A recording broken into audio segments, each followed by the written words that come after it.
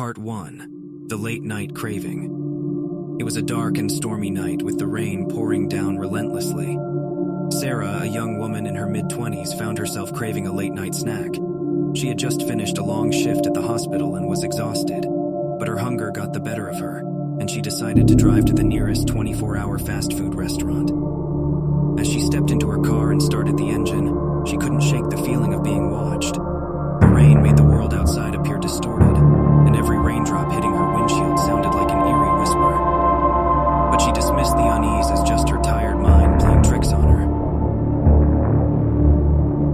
Part 2. The Haunting Drive-Thru.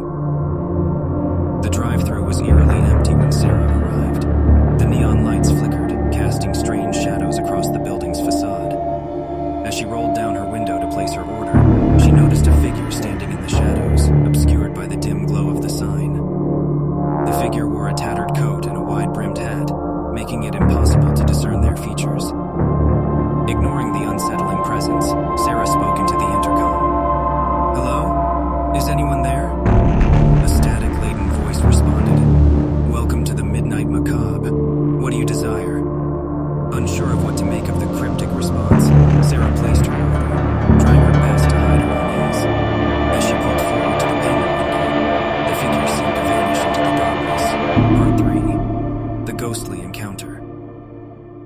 When she reached the payment window, the cashier's face was half hidden by the shadows cast by the flickering lights. She handed him the money, but he didn't speak a word, only staring at her with hollow eyes. Suddenly, a chilling wind blew through the drive-thru, extinguishing the lights momentarily. In the darkness, Sarah heard a voice whisper, "Leave now before it's too late." The lights flickered back on, and the cashier handed her the bag without uttering a word. Sarah's heart raced as she pulled away from the window, unsure of what she had just experienced. Part 4. The Abandoned House. Curiosity mixed with fear led Sarah to explore the area nearby. She stumbled upon an old abandoned house just a few blocks away from the Midnight Macabre. The house seemed to exude an otherworldly energy, and Sarah couldn't resist the urge to investigate further. Inside, the house was filled with relics of a forgotten past. Antique furniture, dusty portraits, and cobwebs decorated the desolate rooms. But as Sarah ventured deeper into the house, she started to feel a presence behind her, a cold breath on the back of her neck. Fear gripped her heart, and she turned around only to find nothing but darkness. The atmosphere became suffocating, and she rushed back to her car. Part 5. The Haunting Drive Home. As Sarah drove away from the abandoned house, she couldn't shake the feeling of being followed. Glancing into her rearview mirror, she saw fleeting glimpses of a haunting figure in her backseat.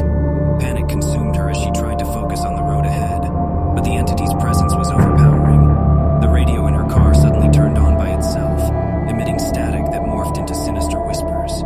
The whispers grew louder, filling the car with a cacophony of spectral voices. Terrified, Sarah tried to turn off the radio, but it seemed to have a life of its own. Desperate to escape the nightmarish situation, Sarah accelerated, driving recklessly through the rain-soaked streets. The haunting figure in the backseat reached out, its icy fingers grazing her shoulder. Part 6. A Narrow Escape. In her panic, Sarah swerved and lost control of her car. The vehicle careened off the road and crashed into a tree. As the world spun around her, she saw the haunting figure vanish into thin air. Dazed and injured, Sarah crawled out of the wreckage, the rain washing away the blood and grime from her face. She staggered back to the Midnight Macabre, desperate for help. When she arrived, she found the restaurant transformed. The neon lights now flickering in a ghastly dance. The walls were adorned with haunting paintings of sinister beings. The cashier, now revealed to be a ghoul-like figure, stared at her with malevolence. Part 7. The Haunting Revelation. As Sarah's heart pounded in terror, the ghoul spoke with a sinister grin. "Welcome to the Midnight Macabre, where your deepest fears come to life." Sarah realized that she had stumbled upon a malevolent realm, a place where the night's darkness feeds on the fears of unsuspecting souls. Part 8. The escape summoning all her strength, Sarah mustered the courage to flee the cursed establishment. The ghoulish cashier pursued her relentlessly, but she managed to escape into the stormy night. Driving through the pouring rain, she left the midnight macabre behind, hoping never to return.